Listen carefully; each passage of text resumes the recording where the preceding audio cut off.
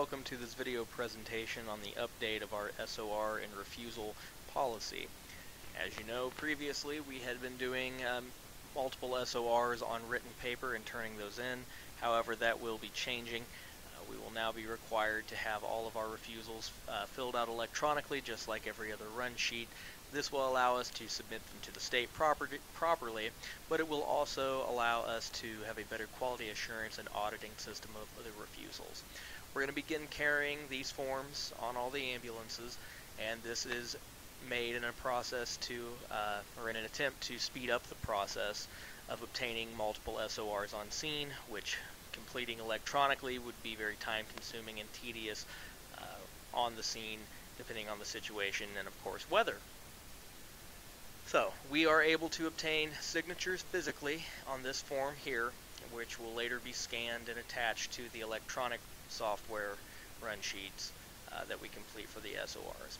So this form has broken up into parts. The top part is the patient information section that will contain the patient name, date of birth, age, their address, telephone number to contact, as well as the trip number and the date in which this was obtained. The next section is we need to document whether or not they refused treatment, assessment, or transport, perhaps all three, or any combination of the three. After that is the important section in the middle that where the explanation to what a patient is signing when they sign this. They need to make sure that they are aware and have the statement, that they either read the statement or have the statement read to them, that they are aware that we are offering and recommend ambulance transportation to be seen in an emergency room by a physician, that we are not physicians, and that our assessment cannot be used as a substitute for the treatment and assessment of a certified physician.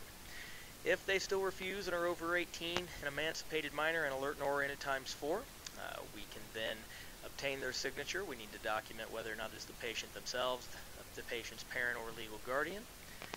We also need a witness signature and the printed witness name.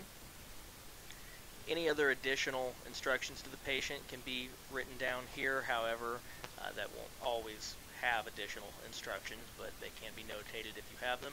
And then finally, if you have a patient who outright refuses treatment, transport, assessment, and refuses to sign the SOR, down here at the bottom you can have a witness sign that the patient refused all of this, including the actual signing of the refusal form. Once you've completed this form, and however many forms necessary depending on the number of SORs you have at the scene, you then can return to station. You'll need to contact Star Dispatch and inform them that on this trip number you had however many SORs or refusals that you did have, whether that be 2, 4, 19, whatever the case may be. They can then create multiple trips, multiple SORs electronically, which you will be able to log in and complete like any other run sheet. You and your partner will be able to log in and begin completing those. Make sure that you turn in these physical run sheets with the associated trip numbers into the run sheet box, where they will later be scanned and attached to the electronic run sheets to be finally completed. If you have any questions regarding this update, policy, and procedure, please contact your immediate supervisor. Thank you for watching.